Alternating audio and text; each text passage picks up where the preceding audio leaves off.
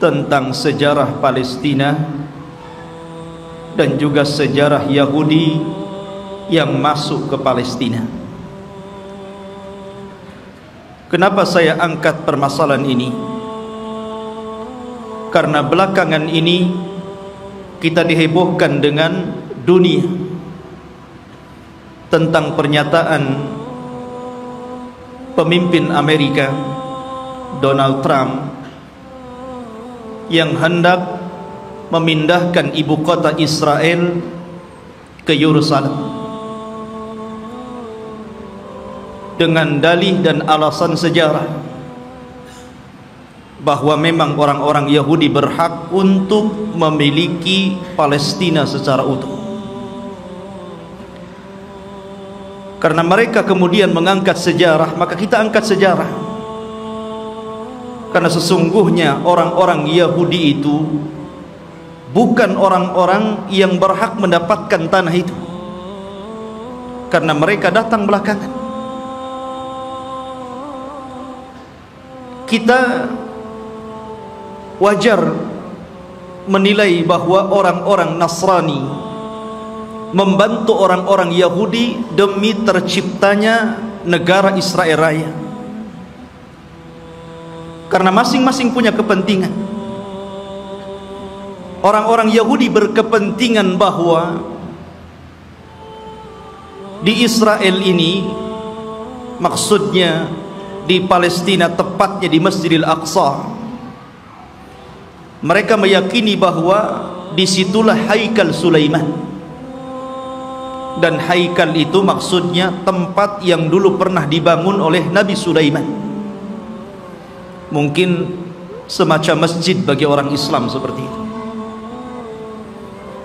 Dan tidak besar, hanya beberapa meter kali beberapa meter saja. Dan orang-orang ini berusaha untuk menggali situs-situs itu dan ingin mendirikan kembali haikal Sulaiman dan merobohkan Masjidil Aqsa, karena mereka punya keyakinan kalau haikal ini terbangun, maka inilah puncak kejayaan orang-orang Yahudi dan akan menguasai dunia menurut keyakinan mereka. Lalu apa ikut campur tangan orang-orang Nasrani? Kenapa orang-orang Nasrani membantu orang Yahudi? Bukankah ini kepentingan Yahudi? Karena Nasrani juga memiliki kepentingan yang sama. Sama-sama bercita-cita, bermimpi ingin menguasai dunia dengan terbangunnya haikal Sulaiman ini. Karena menurut keyakinan orang-orang Nasrani, apabila haikal Sulaiman ini sudah terbangun, maka Isa bin Maryam akan turun dan akan menguasai dunia dan akan memimpin orang-orang Nasrani. Jadi orang Nasrani ini memanfaatkan orang Yahudi, dan orang Yahudi juga memanfaatkan orang-orang Nasrani. Keyakinan kaum muslimin juga sama. Karena Nabi SAW pernah mengatakan, imaratul baitil maqdis kharabu Yathrib.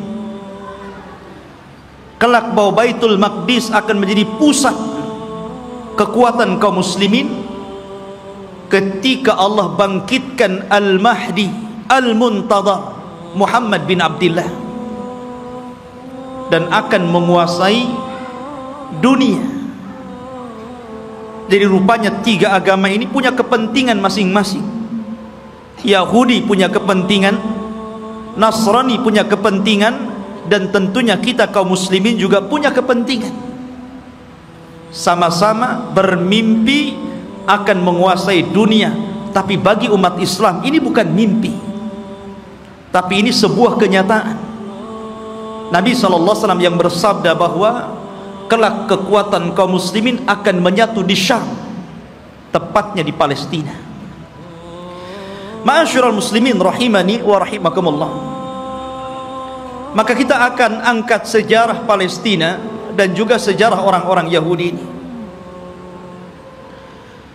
Sebelum saya angkat sejarah ini, saya ingin menjelaskan tentang fadail Palestina dulu, keutamaan negeri Palestina ini. Negeri Palestina, ikhwan, di situ adalah ada satu kiblat yang dijadikan kiblat pertama dalam Islam. Karena ketika Nabi SAW salat, di awal salat sebelum Allah Subhanahu wa ta'ala memalingkan kiblat, maka kiblatnya Rasul dan para sahabat menuju Baitul Maqdis. Barulah setelah kemudian Nabi SAW berdoa kepada Allah agar kiblat itu dialihkan ke Masjidil Haram. Turunlah ayat, qad nara taqalluba wajhika fis sama falanuwalliyannaka kiblatan tardaha fawalli wajhaka syatral Masjidil Haram. Baru setelah turun ayat ini, maka Nabi SAW kemudian menyuruh seluruh kaum muslimin sejak hari itu, bahkan sampai hari ini, bahkan sampai kiamat dibangkitkan, bahwa kiblat kita telah dirubah dari kiblatnya orang-orang Yahud menjadi kiblat kaum muslimin ke Baitullah Al-Haram. Dari sini menunjukkan bahwa ada sejarah bahwa Baitul Maqdis yang ada di Palestina adalah kiblatnya kaum muslimin. Dan Nabi SAW pernah di-Isra' Mi'rajkan oleh Allah dan sempat salat di Baitul Maqdis, bahkan menjadi imam bagi para nabi. Kemudian ikhwatu fiddin yang dimuliakan Allah Azza wa Jalla, negeri Palestina ini adalah negerinya para nabi dan rasul. Negeri ini adalah negerinya para nabi dan rasul. Negerinya Ibrahim alaihi salatu wassalam, negerinya Ishak, negerinya Ya'qub, negerinya Ismail dilahirkan di situ walaupun kemudian hijrah ke Mekah. Negerinya Daud alaihi salatu wassalam, negerinya Nabi Yusuf, negerinya Sulaiman, negerinya Yahya, dan para nabi banyak diutus di negeri ini. Jadi negeri ini adalah negerinya para nabi. Bahkan sebagian para nabi dikubur di sini, seperti Ibrahim alaihi salatu wassalam dikubur di Khalil, Palestina. Kemudian juga Nabi Yusuf alaihi salatu wassalam dahulu dikubur di Mesir, tapi kemudian jasadnya dibawa ke Palestina dan dikubur di Palestina. Kemudian juga kuburannya Nabi Ishak alaihi salatu wassalam, kuburannya Nabi Ya'qub, Nabi Harun, Nabi Musa, seluruh para nabi ini dikubur di Palestina. Jadi ini memang negerinya para nabi, ikhwan. Negeri yang sangat suci, negeri tersuci ketiga setelah Mekah, Madinah, kemudian Syam. Dan Nabi SAW pernah bersabda, tuba lisyam, tuba lisyam, tuba lisyam. Kata Nabi SAW, beruntung orang-orang Syam itu, beruntung orang-orang Syam itu, beruntung orang-orang Syam itu. Kemudian sahabat bertanya, kenapa wahai Rasul? Karena Syam, para malaikat Allah mengepak-ngepakkan sayapnya di atas negeri itu, dan Palestina bagian daripada negeri Syam. Ma'asyiral muslimin, kita tahu bahwa Masjidil Aqsa adalah memiliki keistimewaan yang sangat besar. Sebagaimana ketika Allah Subhanahu wa ta'ala menyebutkan keistimewaan Masjidil Haram, kemudian Masjidil Nabawi, maka Masjidil Aqsa juga sama. Orang yang salat di situ sebanding dengan orang yang salat 500 kali salat di masjid-masjid yang lainnya. Ini keistimewaan yang sangat besar. Bahkan para nabi, para ulama, orang-orang saleh banyak berziarah ke masjid ini. Negerinya para ulama, negerinya kitab-kitab. Banyak para ulama yang kemudian terlahir di negeri Palestina. Kita tahu bahwa Imam Syafi'i lahir di mana? Di Gaza, Gaza Palestina. Di sana ada Al-Asqalan. Kita kenal dengan Al-Imam Ibnu Hajar Al-Asqalani, Asqalan Palestina. Jadi banyak para ulama dunia, bukan ulama kecil, ulama dunia itu lahir di Palestina. Bahkan Nabi SAW melarang tidak boleh safar dalam rangka ibadah kecuali di 3 tempat: Masjidil Haram, Masjid Nabawi, dan Masjidil Aqsa. Kata Rasul, la tushaddur rihal illa ila thalathati masajid. Tidak boleh kalian melakukan safar dalam rangka ibadah kecuali di 3 masjid ini. Salah satunya Masjidil Aqsa. Bahkan Nabi SAW pernah berdoa, Allahumma barik lana fi syamina wa barik lana fi yamanina. Ya Allah, berkahi negeri Syam kami. Ya Allah, berkahi negeri Yaman kami. Di sini Rasul mendahulukan Syam kemudian Yaman, menunjukkan bahwa Syam lebih utama dibandingkan Yaman. Ini menunjukkan bahwa Syam negeri yang penuh berkah. Rasul yang mendoakan. Kemudian juga ikhwatu fiddin yang dimuliakan Allah Azza wa Jalla, para sahabat Nabi SAW banyak yang hijrah ke negeri Palestina, berziarah ke sana. Di antaranya adalah Umar ibn al-Khattab radhiyallahu an, Abu Ubaidah Amir ibn al-Jarrah, kemudian juga Safiyah istri Nabi, Safiyah bintu Huyai, kemudian juga Mu'ad ibn Jabal, Abdullah ibn Umar, Salman al-Farisi, Abu Dhar al-Ghifari, kemudian Abu Hurairah radhiyallahu an, Bilal ibn Rabah, Amr ibn As, Muawiyah bin Abi Sufyan, dan banyak lagi para sahabat Rasul yang mereka hijrah dan berziarah ke negeri Palestina ini. Artinya ini negeri para sahabat Rasul, bukan hanya negeri para nabi dan rasul, dan juga negeri para sahabat, negeri para ulama, negeri kitab-kitab ahli sunnah wal jamaah. Jadi memang luar biasa. Bahkan negeri ini kelak akan menjadi berkumpulnya seluruh manusia, karena negeri ini disebut mahsyar. Di antara tanda-tanda kiamat, akan muncul api dari Hadrul Maut, kemudian akan menggiring manusia dan mengumpulkan di Syam. Saat itulah kiamat dibangkitkan. Masyarul muslimin, dan banyak lagi kalau kita bercerita tentang keutamaan Palestina. Lalu sejarahnya, kapan negeri ini memiliki penduduk dan manusia? Apakah orang-orang Yahudi yang mengklaim bahwa mereka adalah memiliki tanah Palestina dan sekitarnya, ataukah siapa? Disebutkan ikhwatu fiddin dalam sejarah, baik sejarah yang dicatat oleh para ulama Islam ataupun sejarah yang dicatat Barat. Bahkan sejarah ini juga tertera dalam perjanjian lama Taurat, bahwa dahulu yang menghuni negeri tersebut bukan Yahudi. Yahudi itu jauh datang belakangan ya. Bagaimana mungkin kemudian Yahudi mengklaim bahwa itu adalah tanah mereka? Mereka datang belakangan. Mereka adalah umat yang terusir dari Mesir. Orang-orang Yahudi hidup di Mesir dari Bani Israel, kemudian dibawa hijrah oleh siapa? Musa.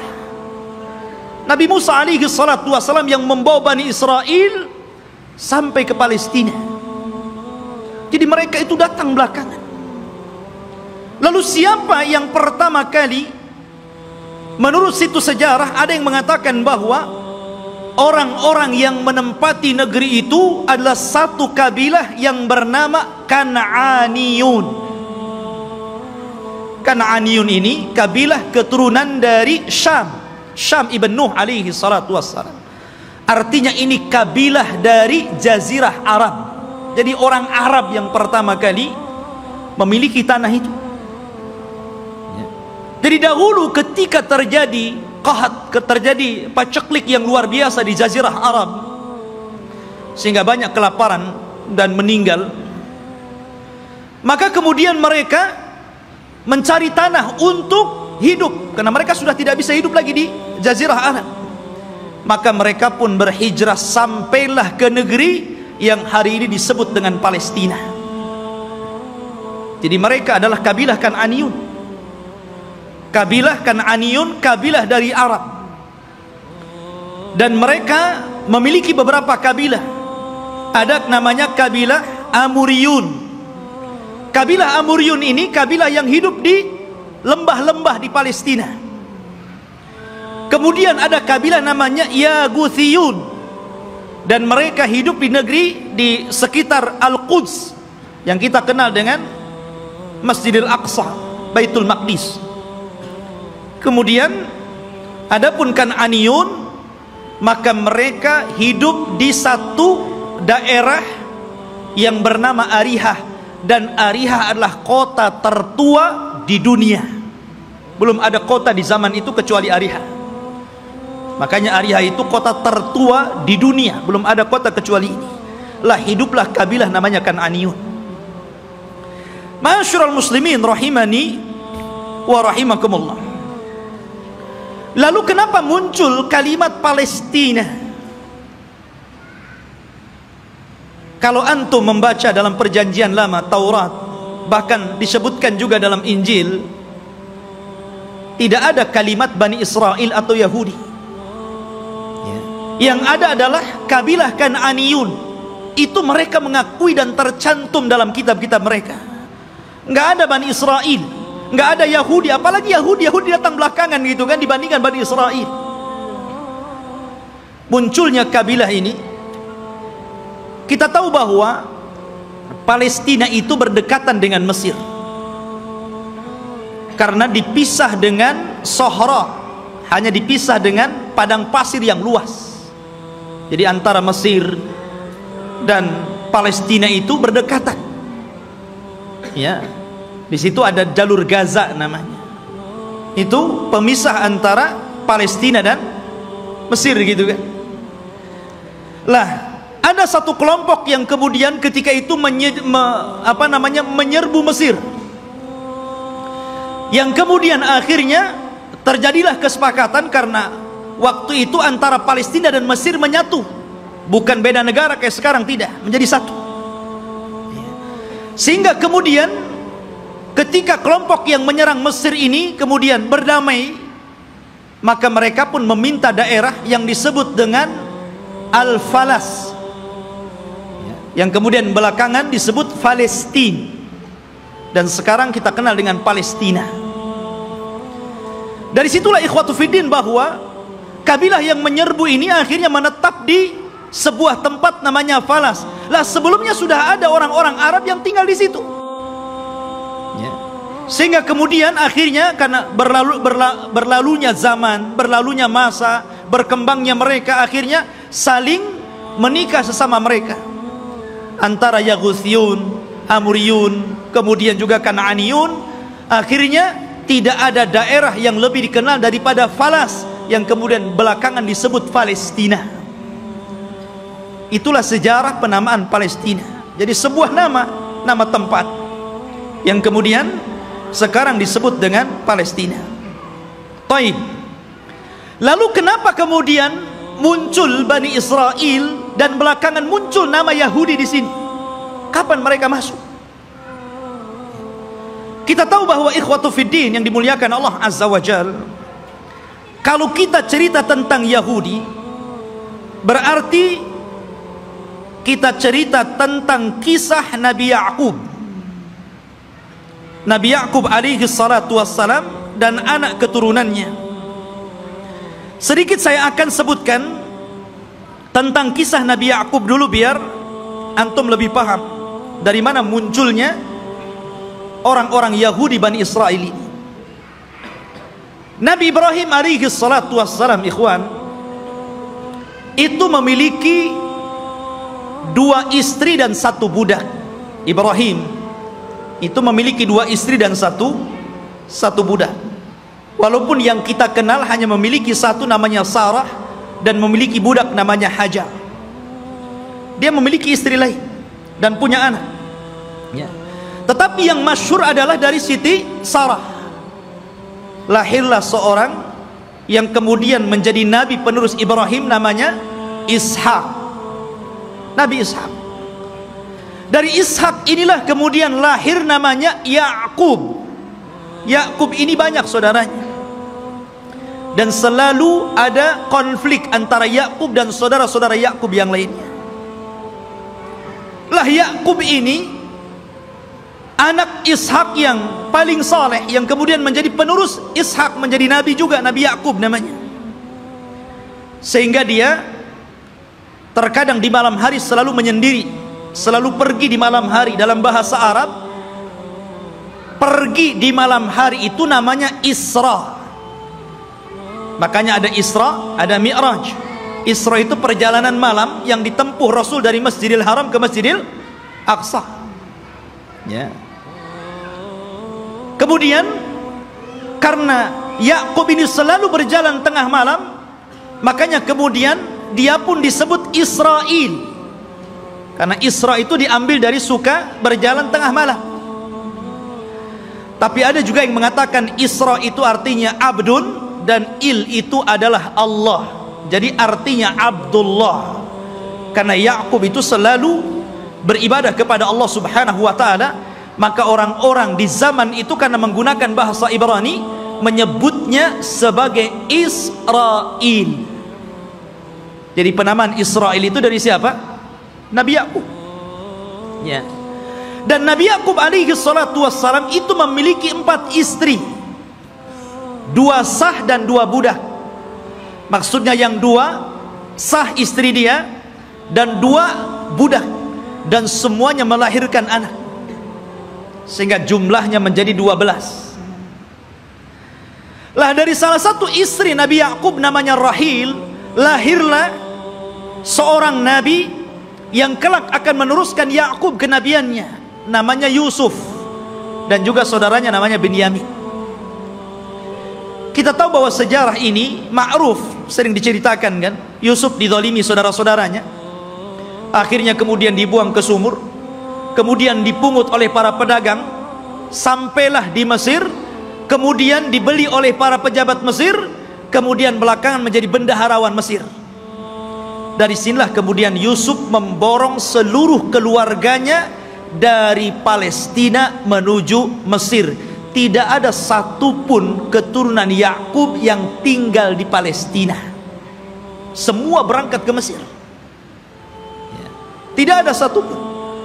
Jadi 12 saudara Nabi Yusuf itu semuanya berangkat ke Mesir, dan ditampung oleh Nabi Yusuf alaihi salatu wassalam, karena dia telah menjadi pejabat besar di Mesir, bendaharawan, dan sangat dihormati oleh kerajaan Mesir ketika itu.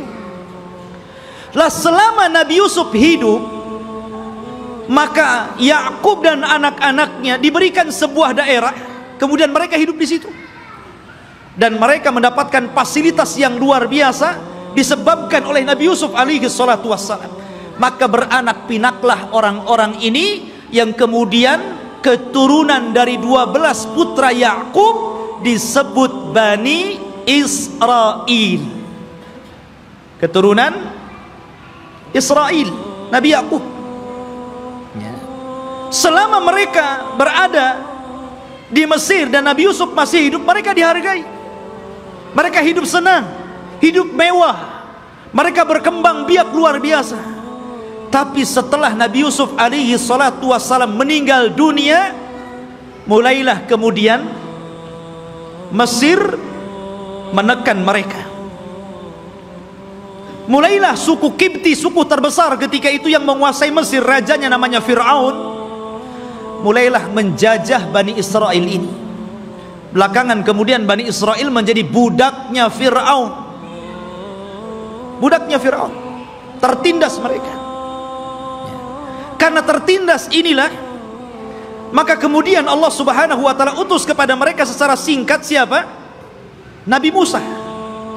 Nabi Musa diutus kepada mereka menjadi Rasul Bani Israel dan untuk mendakwahi Fir'aun. Dan subhanallah ikhwan,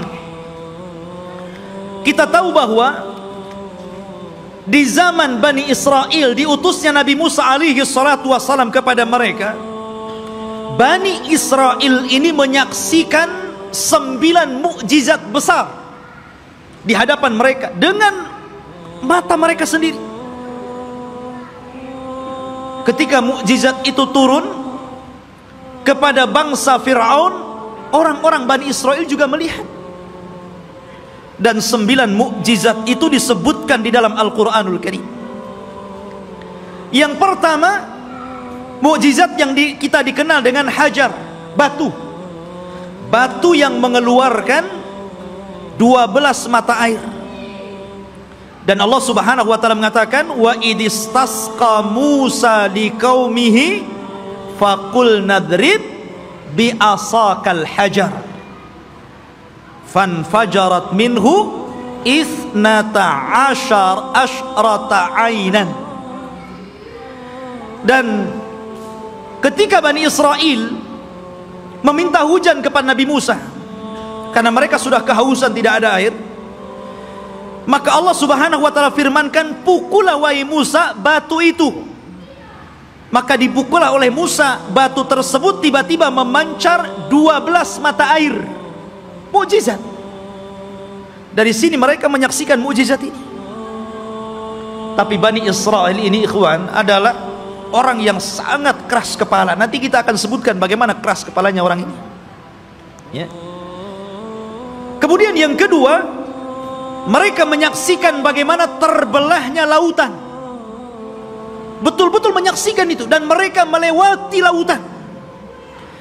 Ketika Fir'aun mengejar-ngejar Nabi Musa dan Bani Israel yang lari dari Mesir ke Palestina, kemudian mereka dihadang oleh lautan besar, maka Allah Subhanahu wa taala mengatakan, fa'auhayna ila Musa anidrib bi asakal bahra. Dan kami wahyukan kepada Musa agar memukul dengan tongkatnya lautan. Fanfalaka fakana kullu firqin kataudil adhim.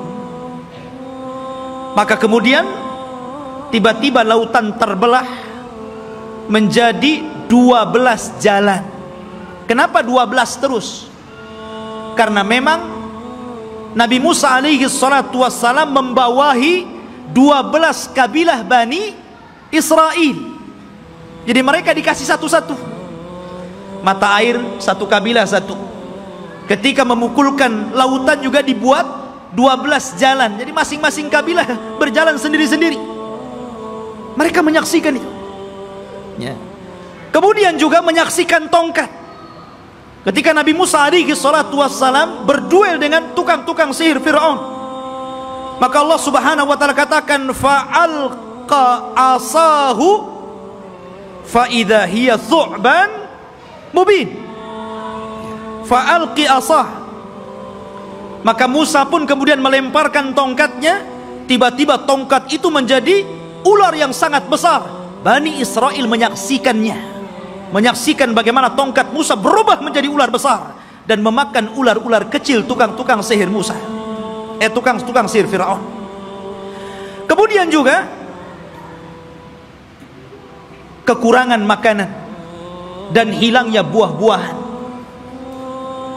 sehingga Fir'aun dan juga kabilah-kabilah Fir'aun dari kalangan Kibti, mereka merasa kelaparan, susah cari buah-buahan. Allah Subhanahu wa taala berfirman, walaqad aqadna ala fir'auna bisinin wa naqsim minas thamarati la'allahum yadhakkarun. Dan ingatlah ketika kami memberikan hukuman kepada keluarga Fir'aun dan juga para pengikutnya dengan kekeringan yang berkepanjangan dan kurangnya buah-buahan, agar mereka mau kembali ke jalan yang benar. Dan Bani Israel menyaksikan ketika orang-orang Fir'aun kelaparan, mereka justru kekenyangan. Ini mukjizat, ya. Kemudian juga tufan, angin yang sangat besar, yang kemudian banyak membunuh, menghancurkan tembok-tembok dan juga rumah-rumah. Allah katakan, fa arsalna alaihim tufan. Allah kirim kepada mereka tufan, angin yang sangat besar. Kemudian juga al-jarad, di mana-mana belalang. Belalang di mana-mana, ikhwan. Di rumah-rumah, di dapur-dapur, bahkan di tempat tidur, belalang di mana-mana. Kemudian juga kumal, kutu, dan juga dafadi', katak dan kodok, di mana-mana ada kodok. Kemudian juga darah, di mana seluruh air bersih menjadi merah dan berdarah. Dan ini disaksikan Bani Israel dan juga orang-orang Fir'aun. Kemudian juga bagaimana tangan Nabi Musa yang bercahaya, dan banyak lagi mukjizat yang diberikan kepada Musa. Tapi sekali lagi saya katakan, ikhwan, bagaimana degilnya Bani Israel.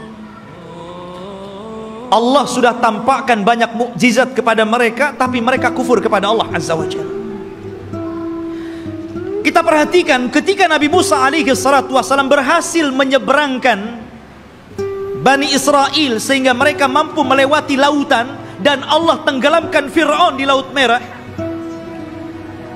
Mulailah kemudian ketika mereka melewati satu kabilah, dan kabilah itu menyembah berhala, tiba-tiba satu di antara mereka datang kepada Musa dan mengatakan, ij'al lana ilahan kama lahum alihah.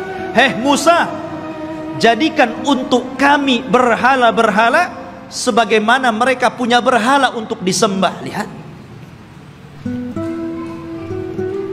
Allah sudah tampakkan 9 mukjizat.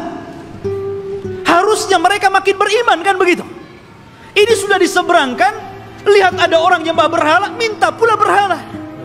Bani Israel, ikhwan, inilah wataknya orang-orang Yahudi.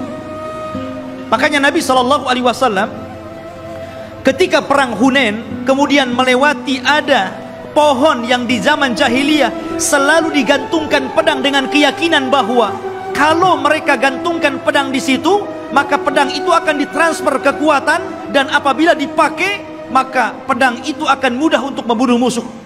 Itu keyakinan orang musyrik tabaruk dengan pohon bidara. Maka sahabat mengatakan, ya Rasulullah, jadikan jugalah pohon sama seperti pohonnya orang-orang musyrik, biar sebelum perang kita gantungkan juga pedang kita di situ. Oh, Rasul marah. Allahu Akbar, kata Rasul.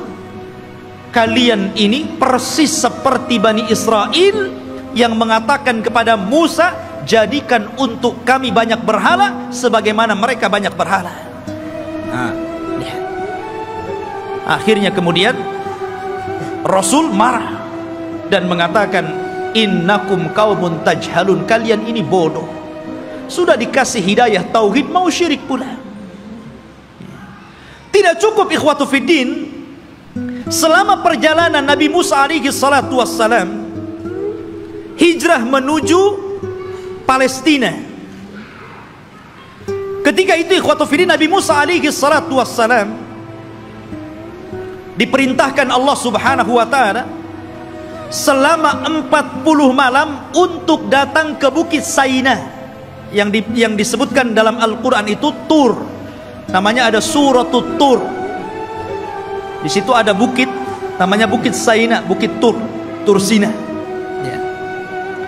Maka Nabi Musa meninggalkan Bani Israel dan menyerahkan kepada saudaranya Harun. Jadi Harun itu sebagai wakil Musa supaya menjaga akidah Bani Israel, karena dia akan diturunkan kitab termulia pertama yang Allah turunkan, namanya Taurat. Nabi Musa berangkat menuju Tur, kemudian Allah turunkan Taurat, dan Allah catat Taurat dengan tangannya. Satu-satunya kitab yang dicatat oleh Allah langsung adalah Taurat. Maka Musa pun kemudian membawa Taurat itu pula. Sesampainya di Bani Israel, marah Musa. Kenapa? Rupanya Bani Israel yang dulu menyembah Allah, tiba-tiba mereka berubah menjadi penyembah patung sapi, namanya Samiri. Nah, bayangkan, ditinggal 40 hari bisa kufur. Padahal mereka sudah melihat 9 mukjizat besar. Bani Israel ya. Mereka sudah melihat 9 mukjizat. hanya ditinggal 40 hari oleh Nabi Musa bisa kafir, menyembah Samiri, patung sapi. Maka kemudian Nabi Musa marah kepada siapa? Kepada Harun. Sampai disebutkan di dalam Al-Quran, Nabi Musa marah, kemudian mengambil rambutnya Harun dan memegang janggutnya seperti ini, kemudian tarik ke depan. Kalau antum nggak ada janggutnya susah lah. Pegang kepala, pegang janggut, kemudian ditarik sama Musa.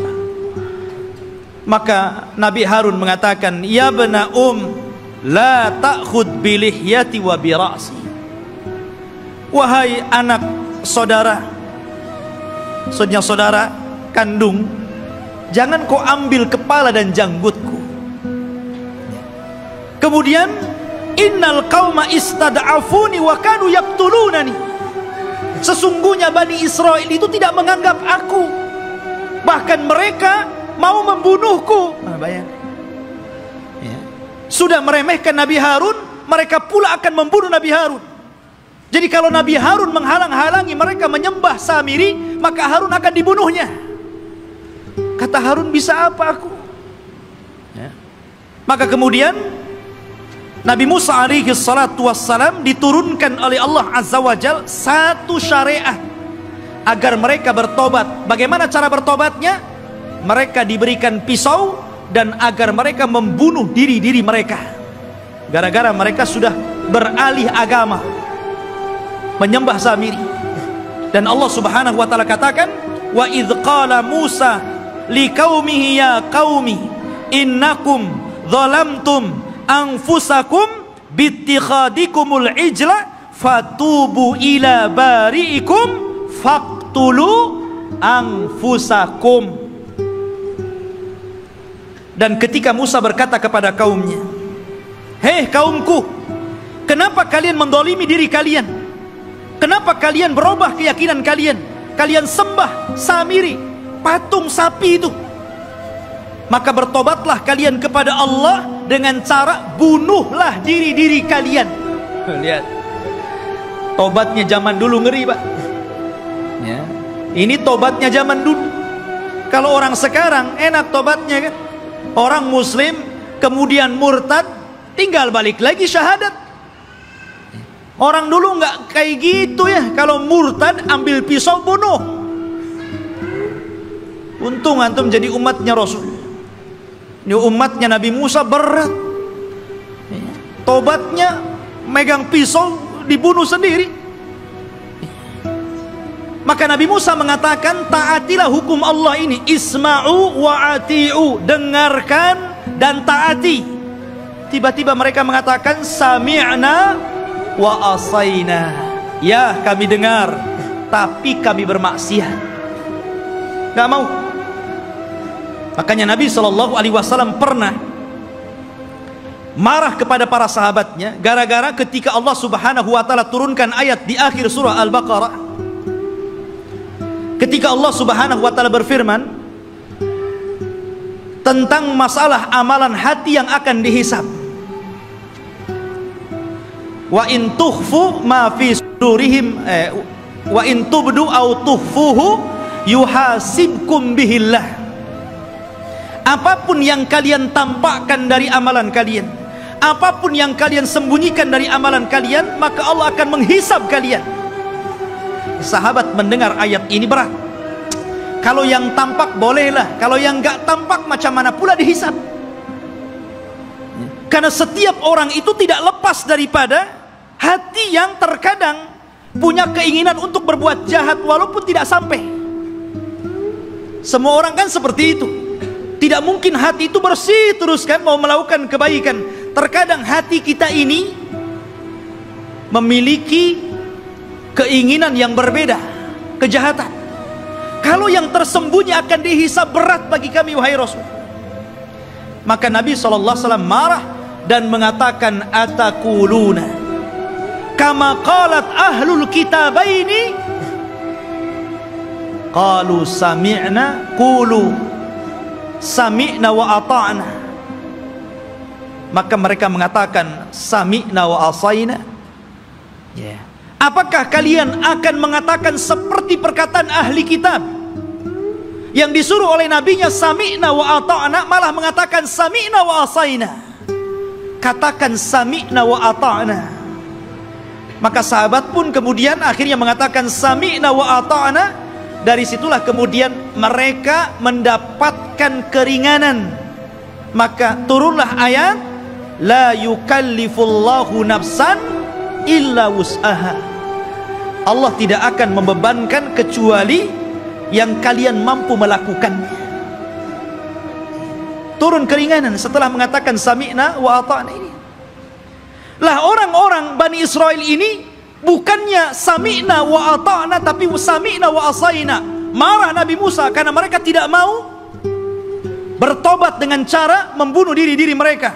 Akhirnya Nabi Musa alaihi salatu wassalam berdoa kepada Allah agar bukit Tur itu diangkat, ya. Kemudian berada di atas kepala mereka. Mau tobat atau mau dibanting di bukit Tur ini. Bukit Tur diangkat dan mereka ada di bawahnya. Dan Allah katakan wa idna taqnal jabala fawqahum ka'annahu dhullatun wa dhannu annahu waqi'un bihim khudhu ma atainakum biquwwah wadhkuru ma fihi la'allakum tattaqun. Allah gambarkan ini.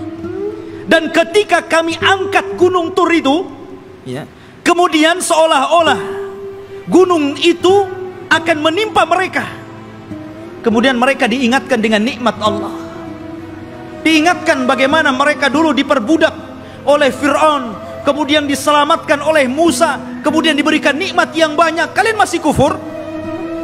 Barulah ketika bukit akan dibantingkan kepada mereka, barulah mereka mengambil pisau dan membunuh mereka. Oh, jadi mereka melaksanakan itu kalau di bawah ancaman.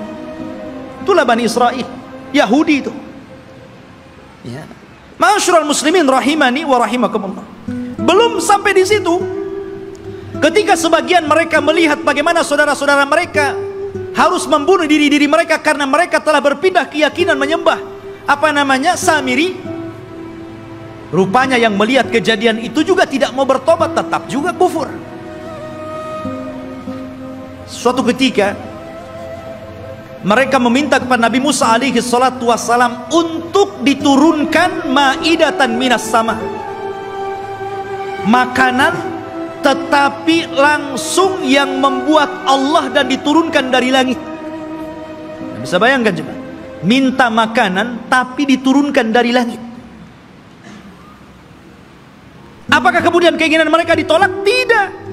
Keinginan mereka dikabulkan. Subhanallah.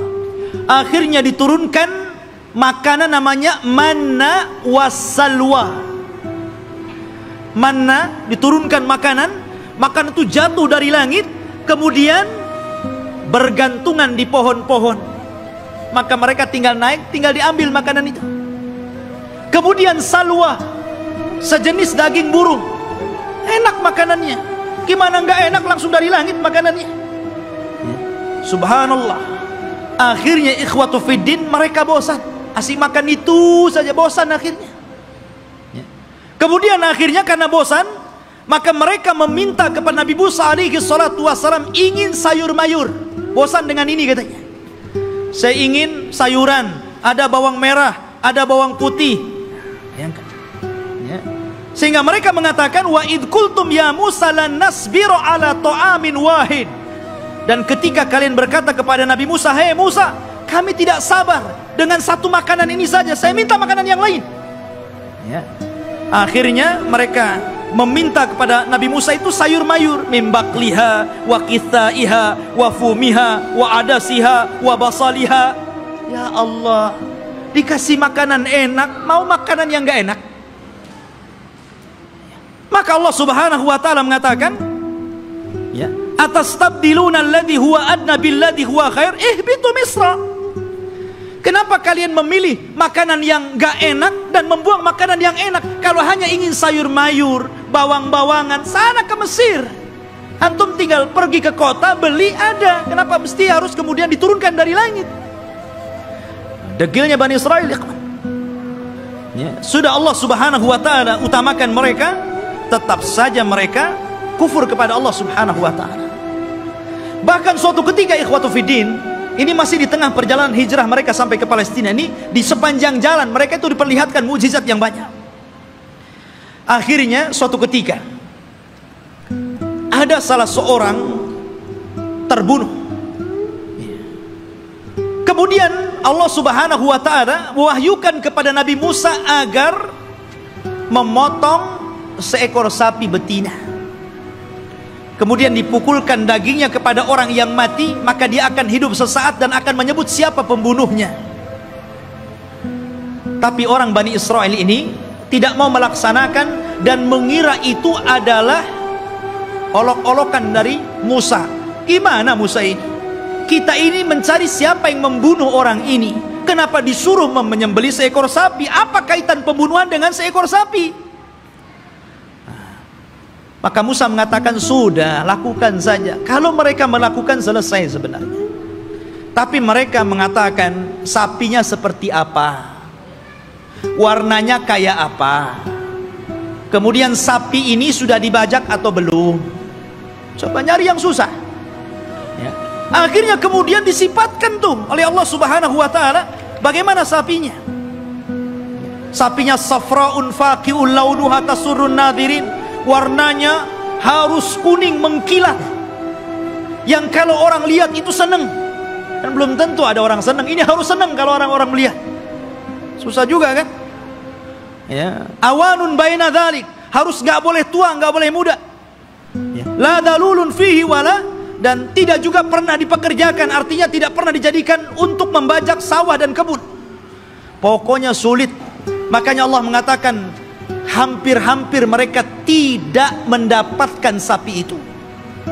Bukan tidak ada sapinya, ada sapinya, tetapi mereka tidak sanggup menebusnya, karena Allah takdirkan sapi itu yang punya anak yatim. Kemudian karena itu satu-satunya warisan dari orang tuanya, anak yatim yang saleh dari keluarga yang saleh. Maka malaikat menjelma manusia, ngomong sama anak yatim itu, nak, nanti sebentar lagi ada orang yang akan menawar sapimu. Jangan kau kasih kecuali kau jual dengan seberat emas seberat sapimu.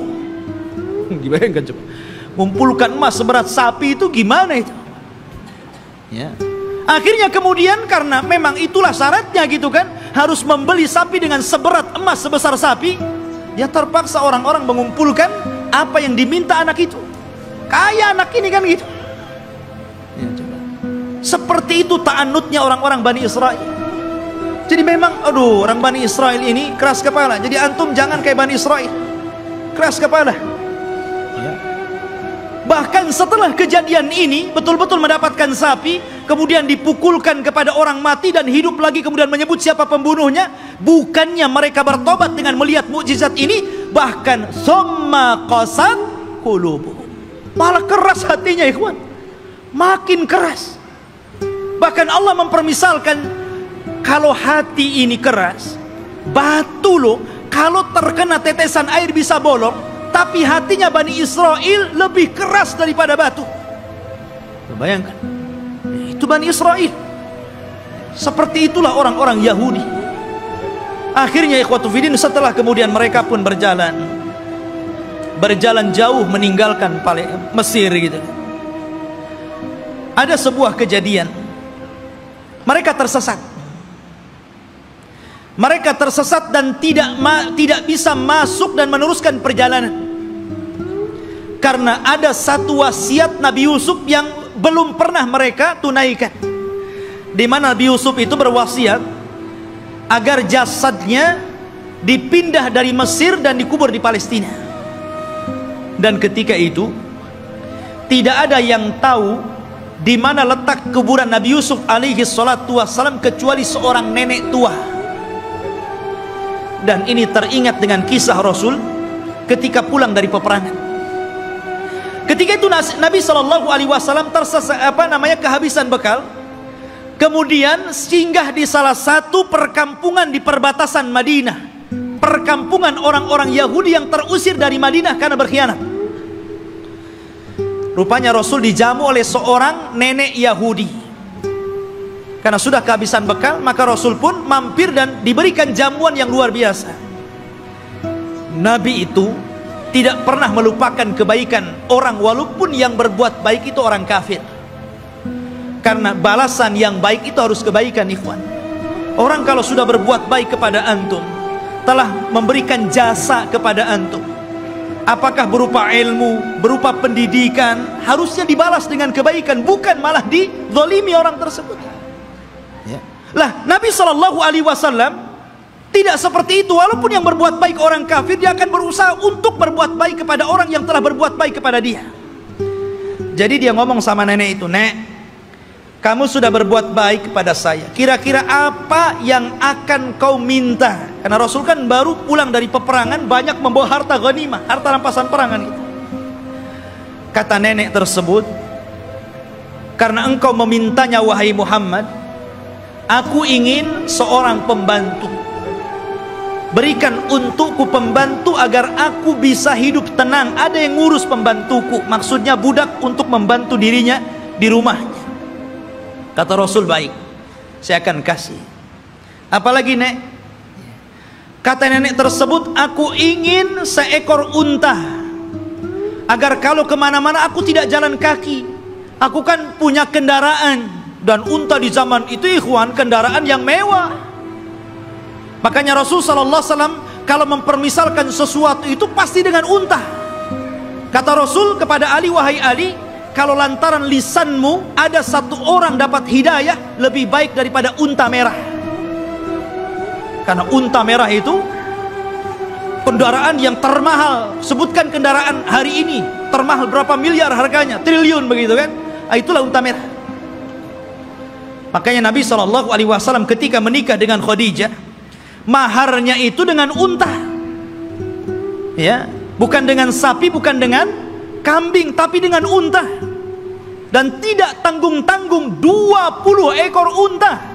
Itu maharnya Rasul. Dan semuanya betina, dimana unta betina lebih mahal dibandingkan unta jantan. Anda bisa bayangkan satu unta itu, kalau antum membeli satu buah Avanza itu bisa. Berarti maharnya Rasul itu 20 mobil Avanza. Coba. Tapi saya yakin ibu-ibu paling diberi seperangkat alat sholat. Ya kan? Nggak apa-apa, Bu, lebih senang. Karena apa? Kalau ada masalah dengan suaminya, kemudian terpaksa harus menggugat cerai, kan mudah mengembalikan maharnya kan? Perangkat alat sholat saja, ambil perangkat alat sholat saja. Tapi kalau antum kasih 2 Avanza saja, bingung tuh istri antum mau gugat cerai itu kan. Ini dikembalikan nih 2 Avanza, dari mana saya akan belikan gitu kan? Mikir dia. Ya. Nabi SAW nih memuliakan perempuan dengan unta. Maka nenek ini mengatakan, "Aku minta unta." Ya. Kata Rasul, "Mau apa lagi?" Dia mengatakan, "Berikan kepadaku kalban yahrusu ghanami." Aku pengen anjing, supaya anjing ini bisa menjaga kambing-kambingku. Kemudian minta apa lagi? Disebutkan satu-satu, nggak berhenti-berhenti nenek ini. Ya Allah, coba yang Ana datang ke rumah antum, kemudian antum kasih makan, kasih minum, oke lah, kenyang, dijamu luar biasa gitu kan. Selepas itu antum ngomong, "Ya, sebagai balasan tolong Ustadz kasih saya Avanza, ya, kasih saya pembantu, kasih saya mesin cuci." Apa kan begitu? Masa seperti itu gitu balasannya? Mahal sekali. Maka Nabi mengingatkan kepada nenek itu, "Heh nenek, ya, apakah engkau lemah untuk menjadi seorang nenek di zaman Bani Israel?" Sahabat heran, apa maksudnya? Rasul, apa maksudnya nenek di zaman Bani Israel itu? Kita masuk dalam cerita ini. Jadi ketika Nabi Musa mencari kuburan Nabi Yusuf, tidak ada yang tahu kecuali seorang nenek di zaman Bani Israel. Dia yang tahu di mana letak kuburannya. Maka Musa mengatakan, "Wahai nenek, tunjukkan kepadaku di mana kuburan Nabi Yusuf. Kami akan bawa jasadnya dan kami kubur di Palestina." Kata nenek tersebut, "Tunggu dulu, semua ada bayarannya. Nggak main tunjuk-tunjuk saja, ada bayarannya." Kata Nabi Musa, "Apa bayarannya? Sebutkan." Maka nenek ini mengatakan, dan mengatakan, ya Musa, inni uridul jannah wa inni uridu ma'aka fil jannah. Wahai Musa, aku ingin sorga dan aku ingin bersama kamu di sorga. Subhanallah. Dia tidak ingin dunia. Tapi tentu ini lebih parah dibandingkan nenek di zaman Rasul, kan gitu. Di zaman Rasul dunia pengen unta kasih untai, ini minta sorga lebih tinggi lagi. Masa hanya nunjukkan kuburan Nabi Yusuf minta sorga?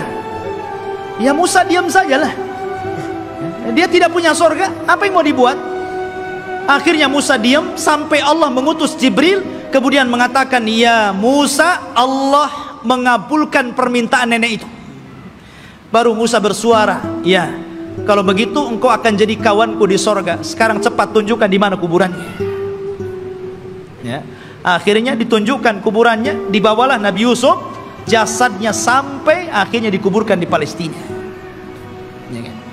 Ma'asyiral muslimin rahimani wa rahimakumullah. Kemudian ketika Nabi Musa alaihi salatu wasalam sudah dekat ke Baitul Maqdis, maksudnya ke daerah Palestina, sudah mendekati daerah Palestina ini, berada di tengah padang pasir.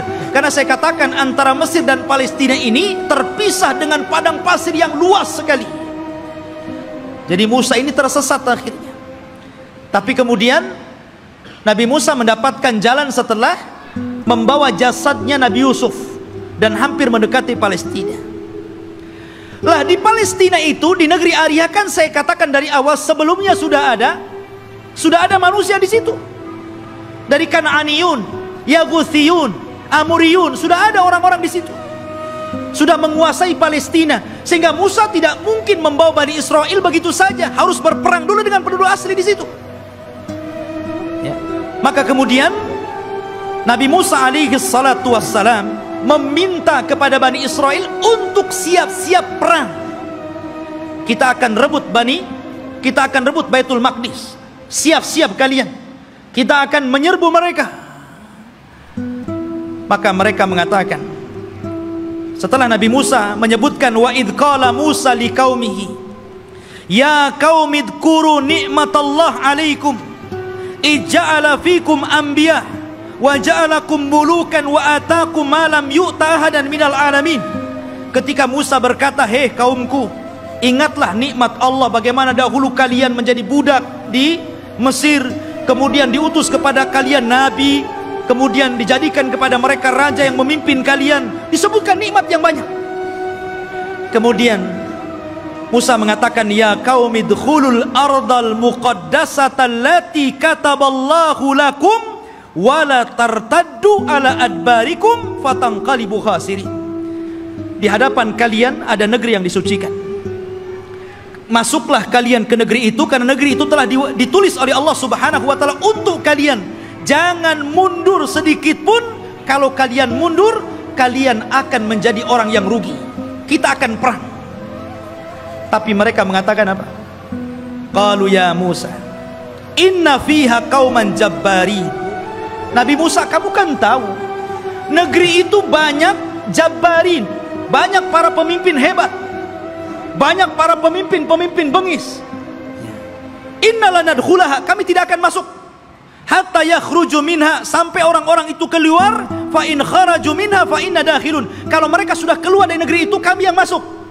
Lihat, kata Nabi Musa alaihi salatu wassalam, ada dua orang laki-laki yang diberikan nikmat oleh Allah Azza wa Jalla. Qala rajulan minal ladzina yakhafuna an'amallahu alaihim, dari orang-orang yang takut kepada Allah, Allah berikan nikmat kecerdasan kepada dua orang itu, dan mengatakan udkhulu alaihimul bab fa idza dakhaltumuhu fa innakum ghalibun wa 'alallahi fatawakkalu in kuntum mu'minin. Sudah, kalian siap-siap saja, kita akan masuk ke negeri itu, kalian pasti menang, dan tambatkan hati kalian kepada Allah Subhanahu wa ta'ala.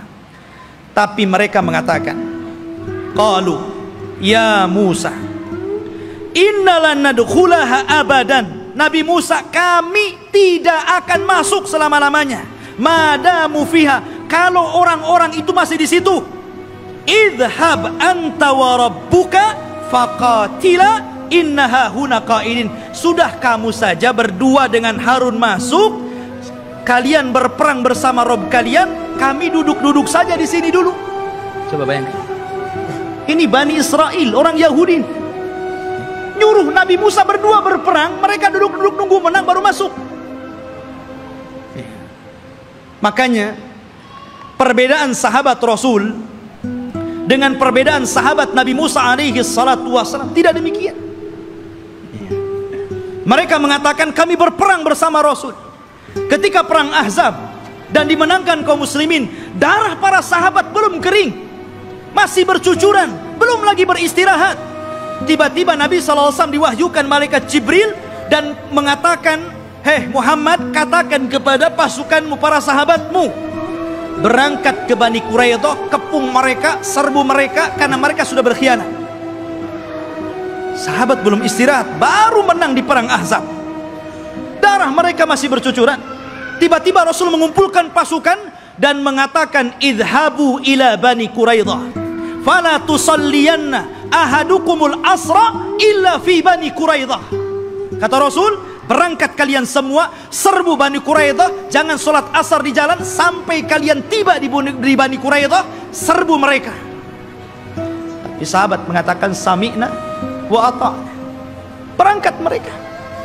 Makanya Allah Subhanahu wa taala katakan, "Lilladzina istajabu lillahi walir rasul min ba'di ma asabahumul qarah lilladzina ahsanu minhum wattaqau ajrun adzim." Bagi orang-orang yang mereka memenuhi panggilan Allah dan Rasulnya, setelah mereka ditimpa luka-luka peperangan, mereka mendapatkan pahala yang besar jika mereka berbuat baik dan bertakwa terus kepada Allah Subhanahu wa ta'ala. Itulah sikap para sahabat. Berbeda dengan sahabatnya Nabi Musa, justru mengatakan, "Engkau saja dengan Harun berperang bersama Tuhanmu, kami duduk-duduk di sini." Lihat bagaimana kurang ajarnya Bani Israel kepada Nabi Musa alaihi salatu wassalam. Maka Nabi Musa mengatakan, "Rabbi inni la amliku illa nafsi wa akhi." Wahai Rabb, aku tidak memiliki kecuali diriku dan saudaraku Harun. Fafruq bainana wa baina qaumil fasikin. Pisahkan kami dengan orang-orang yang fasik. Maka dengan sebab itu ikhwan, karena mereka sudah menentang Nabi Musa, maka mereka pun dibuat oleh Allah tidak tahu kemana harus berangkat. Jadi negeri itu tiba-tiba oleh Allah Subhanahu wa ta'ala dikepung kabut, sehingga mereka tidak tahu jalan keluar harus kemana.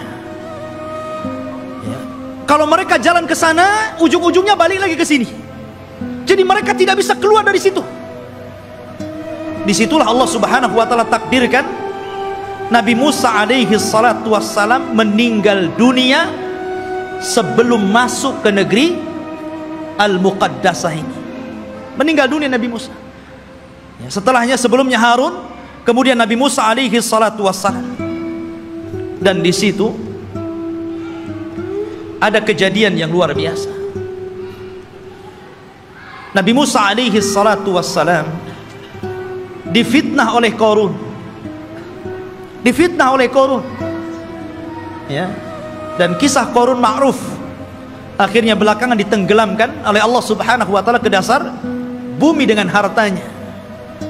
Sehingga ada istilah harta Qarun katanya. Tapi yang jelas bahwa Nabi Musa meninggal dunia, dan ketika itu digantikan oleh pembantunya namanya Yusha ibn Nun. Akhirnya dia pun diangkat menjadi nabi. Yusha bin Nun ini adalah kawannya Nabi Musa dan juga pembantunya. Dialah yang menemani Nabi Musa ketika mencari Khidir. Kemudian Nabi Musa belajar kepada Khidir. Dan kisah Musa dengan Khidir ma'ruf disebutkan dalam surah Al-Kahfi, dan diisyaratkan, walaupun Khidir tidak ada namanya dalam Al-Quran, tapi isyaratnya ada. Tapi yang jelas bahwa Yusha bin Nun lah yang kemudian berhasil membawa Bani Israel dan masuk ke Baitul Maqdis. Allah menangkan dalam peperangannya. Jadi Nabi Yusha inilah yang membawa pasukan, kemudian berperang dan berhasil menguasai Baitul Maqdis. Dari sini menunjukkan bahwa Bani Israel ini mereka menjajah, bukan asli situ. mereka datang dari Mesir dengan Nabi Musa, kemudian Nabi Musa meninggal, diganti oleh Yusha bin Nun, kemudian merebut Palestina, dan mereka menjadi tinggal di situ. Jadi Palestina bukan milik orang Yahudi, mereka yang menjajah di situ. Barulah kemudian Yusha bin Nun masuk ke Masjid Al-Aqsa yang sekarang disebut dengan Baitul Maqdis, sekarang Masjid Al-Aqsa. Disitulah Allah Subhanahu wa ta'ala memerintahkan kepada Yusha ibn Nun, karena ketika itu ikhwan, peperangan ini sangat sengit ya. Kebetulan perang itu terjadi di hari Jumat, dan tidak boleh berperang di hari Sabtu, karena orang Yahudi sangat mengistimewakan hari Sabtu. Alasannya apa? Karena hari Sabtu itu hari cutinya Allah. Kenapa Allah cuti? Karena Allah lelah setelah menciptakan langit dan bumi, diawali hari Ahad dan diakhiri hari Jumat. Allah lelah, maka Allah beristirahat. Maka hari Sabtu hari istirahatnya Allah setelah Allah menciptakan langit dan bumi selama 6 hari. Jadi mereka mengatakan ini hari cuti Allah. Kalau Allah saja cuti, kita juga cuti katanya. Jangan berperang ya. Tapi Allah kemudian bantah, wa ma massana min lughub, kami tidak disentuh dengan keletihan, kata Allah. Enak saja kami istirahat ya. Maka kemudian ikhwatu fillah, karena perang ini terus berkecambung, hampir matahari tenggelam dan masuk ke hari Sabtu. Ini kalau matahari tenggelam masuk hari Sabtu kan gak boleh perang tuh. Akhirnya Yusha bin Nun memperlihatkan mukjizatnya. Dia nunjuk kepada matahari, innaki ma'murah wa ana ma'mur. Kamu diperintah Allah, saya juga diperintah Allah. Jangan bergerak dulu sampai perang ini menang. Oh, berhenti matahari ya. Matahari diem betul-betul sampai menang perang itu. Matahari nggak bergerak. Nah, itu mukjizatnya Yusha bin Nun, menghentikan matahari sampai menang perang, betul-betul menang. Akhirnya setelah menang baru matahari berjalan dan masuk ke hari Sabtu.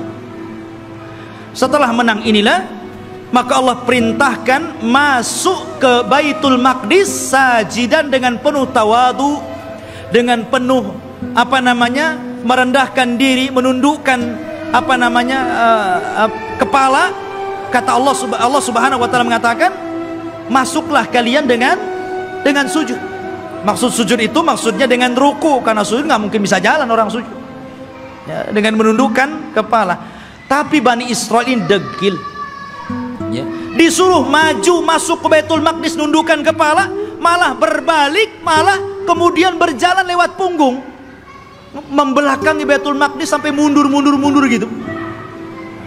Disuruh maju nundukin pandangan, malah berbalik, malah mundur. Bani Israil sudah dikasih mukjizat, ditampakkan matahari, masih juga menentang Yusha ibn Nun. Bukan itu saja, mereka disuruh untuk membaca Hittah. Masuklah ke Baitul Maqdis dan bacakan Hittah. Hittah itu artinya, ya Allah ampuni dosa-dosaku, ya Allah ampuni dosa-dosaku. Digantinya kalimat Hittah menjadi Hintah. Bayangkan, apa Hintah? Ya Allah berikan makanan, ya Allah berikan makanan. Disuruh minta ampun malah minta makanan. Bani Israil ikhwan, mereka sudah dimenangkan, tinggal masuk saja, masih kurang ngajar gitu kan. Ma'asyiral muslimin rahimani wa rahimakumullah. Akhirnya mereka pun tinggal di Baitul Maqdis. Lah, ketika kemudian Yusha bin Nun berhasil menguasai Baitul Maqdis dan menempatkan orang-orang Yahudi atau Bani Israil di Baitul Maqdis dan menguasai Palestina, maka kemudian Yusha ibn Nun pun meninggal dunia. Ketika Yusha ibn Nun meninggal dunia, maka di sini ikhwatu fiddin yang dimuliakan Allah Azza wa Jalla, ketika itu Bani Israil memiliki beberapa hukum. Pertama, mereka dipimpin oleh para nabi. Jadi ketika Yusha bin Nun meninggal, ada nabi. Kemudian nabi ini meninggal, muncul lagi nabi. Nabi ini meninggal, muncul lagi nabi. Bahkan ada satu tempat itu nabinya 3, rasulnya 3. Diutus banyak para nabi, ribuan para nabi diutus. Ketika itu yang memimpin para nabi. Akhirnya Bani Israel bosan, asik nabi terus yang mimpin. Kami mau raja, nggak mau nabi. Nah, bayangkan, nolak nabi mau raja. Ya, ketika itu nabi yang terakhir yang diutus kepada mereka sebelum mereka menjadikan sistem kerajaan adalah Nabi Samuel. Dan Nabi Samuel ini pernah didapati kuburannya di zaman Umar bin Khattab ketika menyerbu Persia. Ketika Umar ibn Khattab berhasil menguasai Persia dan merebut Baitul Maqdis di tangannya, ketika itu dia menjajah satu kota. Rupanya di kota itu ada kuburan Nabi Samuel dan diagungkan penduduknya. Maka Umar ingin mencegah kesyirikan.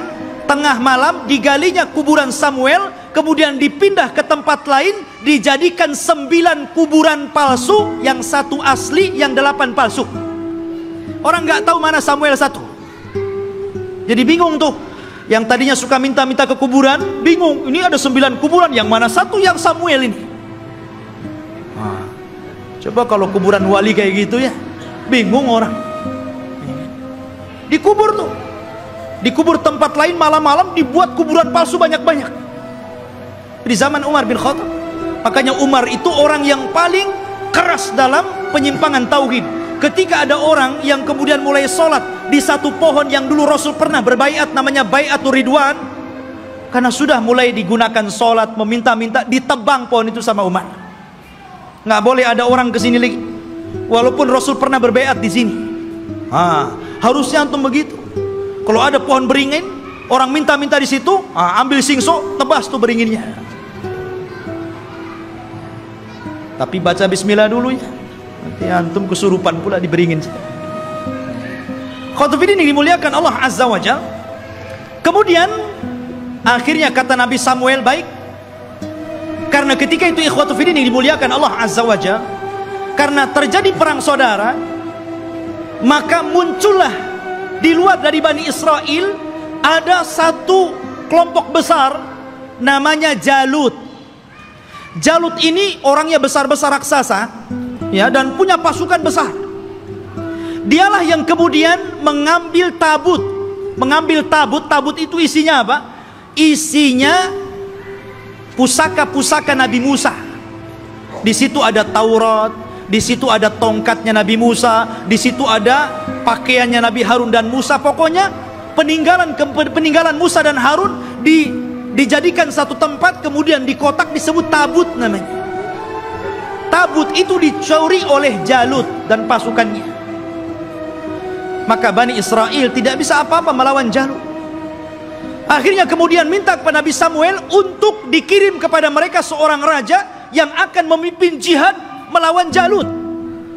Maka Nabi Samuel kemudian atas perintah wahyu dari Allah, maka ditunjuklah Talut sebagai raja pertama Bani Israel. Talut ini orang miskin, tukang ngasih minum keledai penggembala, ya kan? Kata Bani Israel, masa si Talut jadi raja? Siapa si Talut itu kan gitu? Nggak punya nasab, orang miskin, nggak punya harta, nggak mau. Ya, kami mau raja itu yang wah, yang gagah, yang kaya, yang punya harta. Si Talut pula jadi raja, nggak mau. Ya kan? Akhirnya kemudian Allah Subhanahu wa Ta'ala tunjukkan kehebatan Talut ini. Diutusnya malaikat, kemudian malaikat ini mengambil tabut yang ada di Jalut, kemudian diserahkan kepada Talut, menunjukkan bahwa sekarang Talut sudah punya tabut. Kalian gak percaya juga dengan Talut? Dari situlah sebagian mereka mulai mau mengikuti Talut, dan sebagian yang lainnya mau menolaknya. Maka Talut mengatakan, kita akan berangkat jihad, persiapkan kalian, tapi Allah akan menguji kalian. Kalau nanti kalian melewati sungai, jangan banyak minum di situ. Kalau mau minum, bolehlah satu kepal, gurfatan wahid, ya satu dayung saja, nggak boleh banyak-banyak. Kalau banyak-banyak kalian akan kalah. Berangkatlah pasukan Talut menuju pasukan Jalut, ya kan? Rupanya betul di tengah mereka ada sungai, karena mereka sudah kelelahan, kehausan, ada sungai. Wah, nggak peduli dengan Tolut, minum banyak-banyak orang itu. Dari berapa ribu gitu kan, hanya tinggal separohnya yang masih nurut dengan Tolut.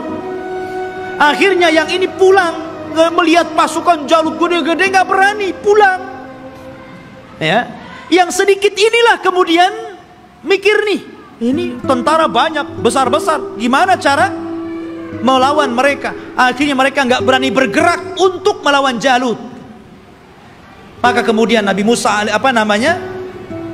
Nabi Raja Tolut mengatakan, siapa yang akan berperang dan berhasil membunuh Jalut, maka aku kawinkan dia dengan putriku. Rupanya satu pun nggak bergerak. Ngapain dikawinkan kalau harus mati gitu? Iya kan? Nggak mau bergerak juga. Akhirnya ada anak muda namanya Daud. Dia berani tuh Daud tuh, yang kemudian belakangan menjadi nabi dan raja, Nabi Daud dan Raja Daud. Dia yang berani. Kemudian dia lempar tombaknya, kena Jalut, mati di tangan dia. Zaman dulu kalau sudah pemimpinnya mati, kalah orang itu. Ya kan? Meninggal di tangan Daud. Maka akhirnya Daud pun dinikahkan dengan putrinya Tolut. Dan Tolut mengatakan, kalau dia meninggal, maka orang ini yang akan menggantikan aku menjadi raja. Tolut punya anak, tapi karena dia sudah berjanji, siapa yang membunuh Jalut, dia akan dinikahkan dengan putriku dan akan menjadi penggantiku. Maka setelah Tolut meninggal dunia, mau tidak mau Daud diangkat jadi raja. Tapi anaknya Tolut yang lain gak setuju. Ya kan? Harusnya anak yang jadi raja, kenapa Daud menantunya kan itu? Disitulah kemudian pecah Bani Israel menjadi dua kerajaan. Kerajaan anak-anaknya Tolut dan kerajaan Daud. Dari sini ikhwatu fiddin mulai terjadi goncang. Ya. Tapi Nabi Daud ini ikhwan adalah orang yang cerdas. Karena Allah berikan mukjizat, tangannya itu bisa melembutkan besi. Ya. Jadi kalau besi itu nggak perlu dilas, dipotong-potong aja sama dia kan begitu. Wa alanna lahul hadid. Dia bisa melembutkan besi, bukan sulap ikhwan. Itu mukjizat. Kalau enggak gini aja dia, ya kan? Mukjizatnya Nabi Daud, dia punya kekuatan. Akhirnya dia pun melawan anak-anaknya Tolut yang lain dan mempersatukan kembali Bani Israel. Setelah dia meninggal, maka puncak kekuasaan Bani Israel ada di tangan putranya Daud, Nabi Sulaiman. Disitulah puncak kekuasaan Bani Israel, puncak kekuasaan Yahudi, ya. Dan hanya ada 4 raja yang pernah menguasai sebagian besar dunia, yang 2 mukmin dan 2 kafir. Yang pertama mukmin, namanya Dzulqarnain, sebutkan dalam surah Al-Kahfi. Yang kedua Sulaiman, ini keduanya mukmin. Dan keduanya kafir. Yang pertama Namrud di zaman Nabi Ibrahim. Kemudian Bukhtun Nasr, nanti ada kisahnya akan nyusul. Ya. Jadi Sulaiman ini Allah subhanahu wa ta'ala berikan kekuasaan yang tidak diberikan kepada orang sebelum dan setelahnya. Dia bisa menundukkan awan, dia bisa menundukkan jin, dia bisa menundukkan burung-burung, dia bisa menundukkan tumbuh-tumbuhan. Masya Allah, ini raja alam nyata dan gaib ini, Nabi Sulaiman ini, ya.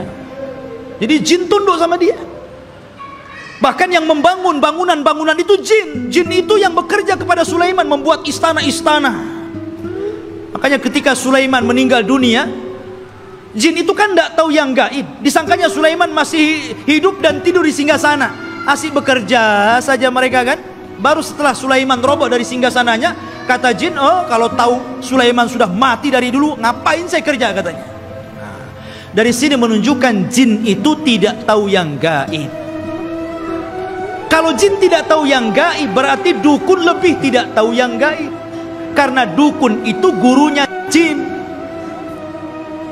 Mereka itu para pendusta, nggak usah dibenarkan. Benarnya 1, dustanya itu 1000. Ya. Ma'asyiral muslimin rahimani wa rahimakumullah. Maka Sulaiman inilah puncak kekuasaan, dan di zaman Sulaiman ini beliau membangun satu tempat ibadah menggantikan tabut, namanya Haikal Sulaiman, yang sekarang menjadi mimpi orang Yahudi. Haikal Sulaiman, mimpinya orang Yahudi itu sampai hari ini. Sulaiman membuat haikal. Dialah yang pertama kali meninggikan Masjidil Aqsa. Jadi kalau Ibrahim meninggikan Masjidil Haram, kalau Masjidil Aqsa ditinggikan oleh Sulaiman. Dan ketika dia mendirikan Masjidil Aqsa, maka dia meminta kepada Allah tiga. Satu, agar Allah memberikan hukum yang sesuai dengan hukum Allah. Yang kedua, agar diberikan kekuasaan yang tidak pernah diberikan kepada siapapun setelahnya.